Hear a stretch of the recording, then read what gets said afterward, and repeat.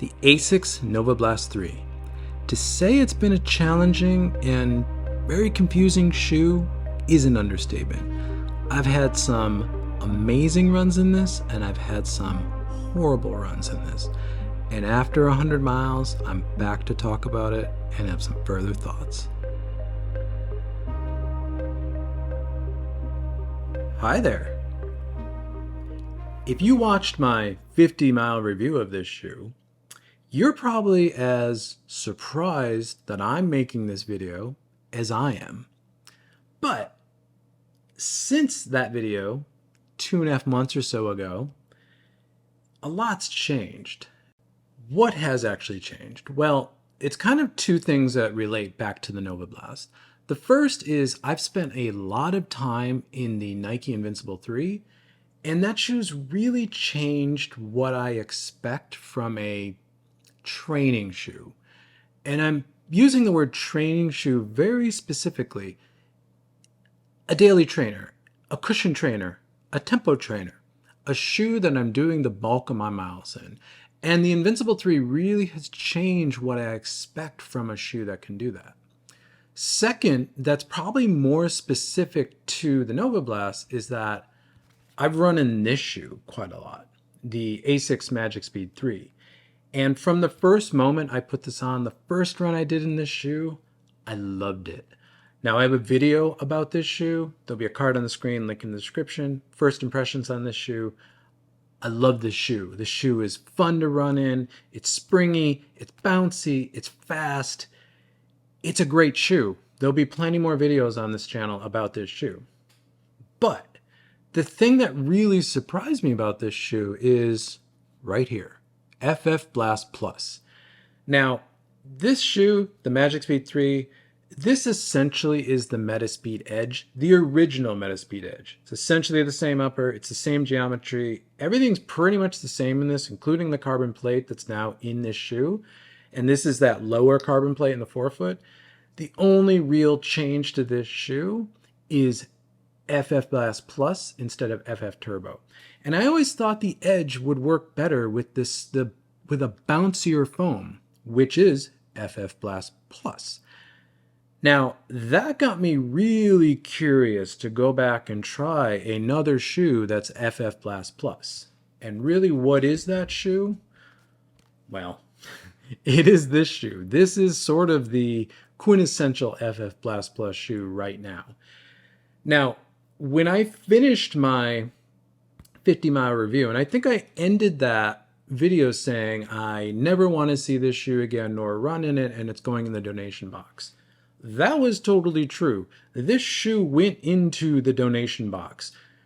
And that box is in a room of this house that is rarely used, therefore it's not climate controlled, so it's a hot room. And here in Taipei, Taiwan, this time of year, hot is about 30 to 32 degrees Celsius, which is upper 80s Fahrenheit. And that room is very hot. And this shoe sat in a box in that room for about 2 months until I dug it out a couple weeks ago because I was so blown away by this shoe.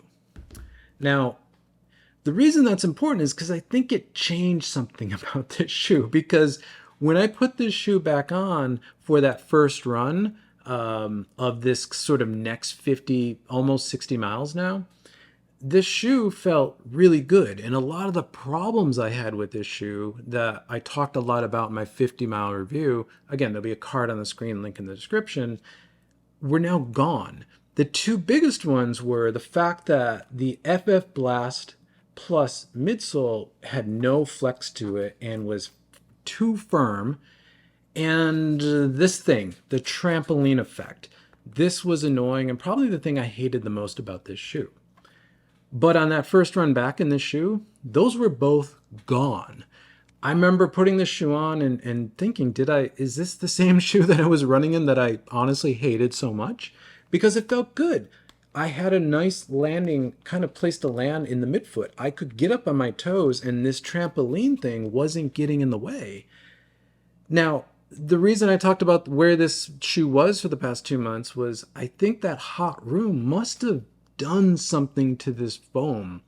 I know people talk about FFBlast Plus breaking in, and to be fair, over the first 50 miles in this shoe, sure, it broke in a little bit because I remember the first 20K or so, this shoe was just too firm. It felt like a block of cement. It was not fun at all. The latter sort of, 50K in that shoe, sure, there was a little bit more kind of flex in the toes. There's a little bit of a bounce in the shoe, but nothing like what I was expecting to feel in this shoe. But coming back to it after those 2 months of this sitting in that hot room, now this shoe felt like what a lot of people were talking about. This shoe was springy, it was bouncy. The lightweightness of this package, which is kind of remarkable because this is not a small shoe, but it's a very lightweight shoe, especially for its size, worked well for it. This shoe was a joy to run in. I could run midfoot, I could run forefoot, I could even run flat, and this shoe felt great. I did marathon pace stuff, which is about 414 per km for me. I did fartleks. I did a little threshold in this, which is not, this shoe is not the first choice I'd do for threshold work, but it did it okay. I did a lot of long runs, and for me right now, this time of year, long runs are up to about 16K or 10 miles. Not the longest runs, but I was just sort of taking this out on my daily runs and really enjoying it. About 25K into coming back to this shoe, I did a long run of 23K in it, and the shoe performed really well. It felt great the entire 23K, and I really enjoyed that run. And I was sort of impressed. I got a couple more really good runs out of this shoe, and that first kind of 50K back into this shoe, I was like, this is a really great shoe. I get it now. I get FFBlast Plus. I get this shoe. And now I know what everyone was talking about, why they love this shoe. But yet again, this shoe kind of threw me for a loop because the last 30K or so I put in this shoe for this, to make this review essentially, this shoe changed again. Now, I've run in a lot of running shoes over the years, and I've never run in a shoe that has changed so drastically over 100 miles that it could, for all intents and purposes, be three different shoes. When I first put this on, it was heavy. It wasn't heavy, but it felt heavy. It felt bulky. It was stiff. It was not fun. Got a little bit better. Then, like I just described, I came back to it. It felt really good. But now, the last 30K, I'm not going to say it feels horrible, but it's no longer bouncy and it's just squishy. And the way I define that, the difference there, and it's an important distinction, and I talked a lot about this in my foam resiliency video. Again, card on the screen, link in the description. That goes into super foams and what resiliency is to foam.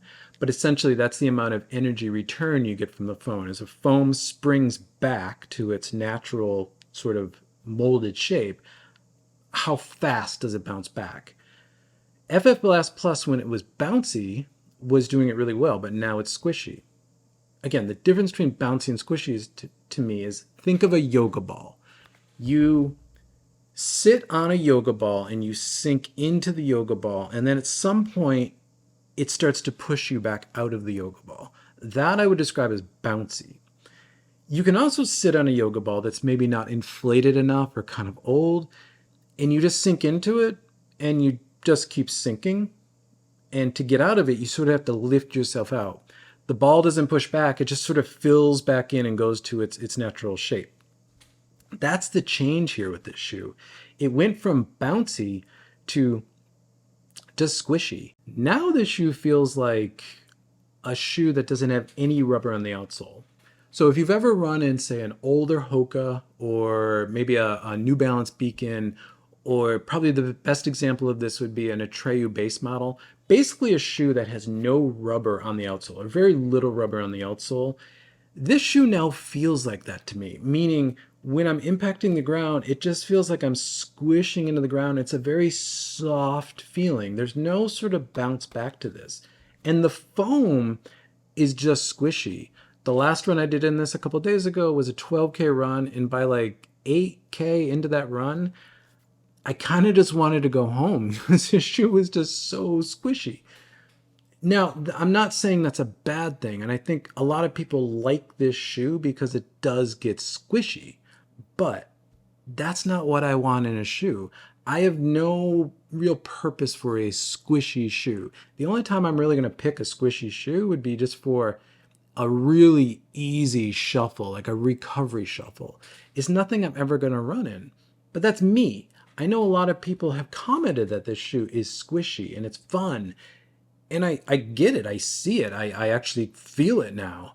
And I'm not surprised so many people love it, but it's just not for me. But I'm also not saying it's horrible either. When I ended my initial 50-mile review of the shoe, I had a very negative opinion of the shoe. Now I don't have a negative opinion of the shoe, but I know it's still not necessarily the right shoe for me. This also leads me into an interesting topic about what is the future of the Novablast for Asics. Now, if you think about the Novablast, this is the third version of it. They've gone through maybe 3 to 4 years, if you include some of the early development and testing of this shoe.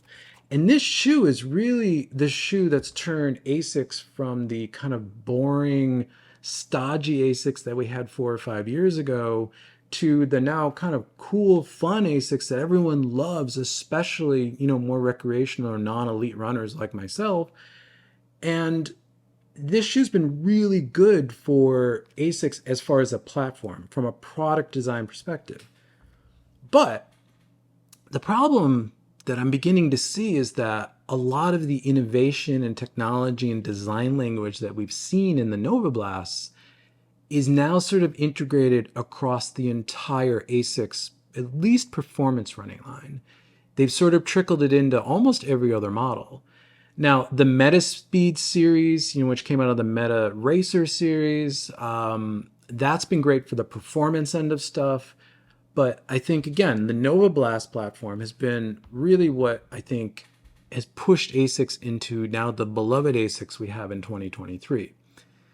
But from a product perspective, where does that leave the Novablast now? I've seen some rumors and some chatter online about the Nimbus 25 being the replacement for the Novablast as far as a cushioned or max cushion shoe. Because the original Novablast, the Novablast 1, at the time it came out, it kind of was a max cushion shoe. Though now I would say with the Novablast 3, I wouldn't necessarily call this a max cushion shoe, but it's definitely a cushion shoe.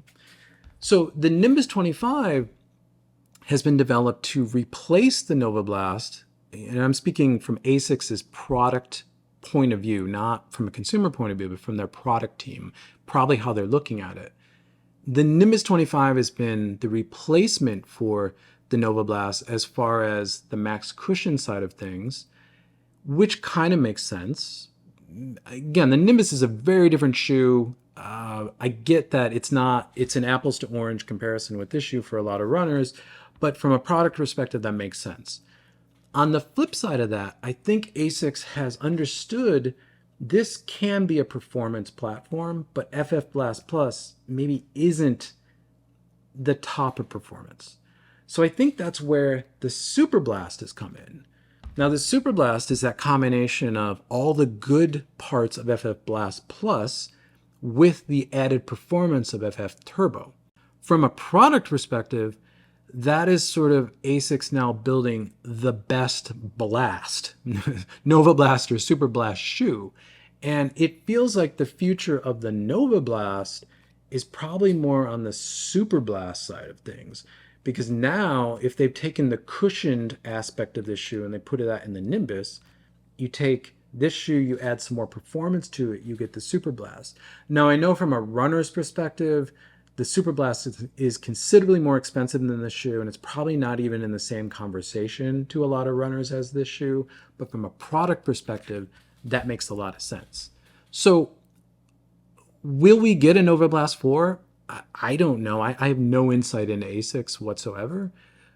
But I know now from my experience with this shoe, I'm interested. I want to know where the Novablast evolves. So if we get a Novablast 4, I will definitely be covering it. And I expect there will be a Superblast 2 as well, because that shoe has been quite popular for Asics. So I will also cover the Superblast too when that comes out. The Nimbus, I'm not really that interested in that shoe, so don't expect a lot of Nimbus content. I'm not saying no, I'm not saying never, but probably not Nimbus. But this shoe has been challenging. I've enjoyed it. I'm happy that I've had the experience in it. I will keep running in it a little bit here or there, mostly to compare it back to this shoe as I push this shoe closer to 100 miles, and how FF Turbo or FFBlast Plus sort of works in this shoe. I'll probably pull this shoe out just to get a sense of okay, what does it now feel like without a carbon plate? So that's probably as much as I'm going to run in this shoe. But as far as the Novablast platform and the future of the Blast shoes from Asics, I'm definitely a fan now, and I will continue to follow it. Thank you for making it to the end of the video. If you're new here, subscribe. You'll see more running content like this pop up in your feed. If not, drop a like on this video. Helps this channel continue to grow, which I'm always appreciative of. And with that, I'll see you in the next one.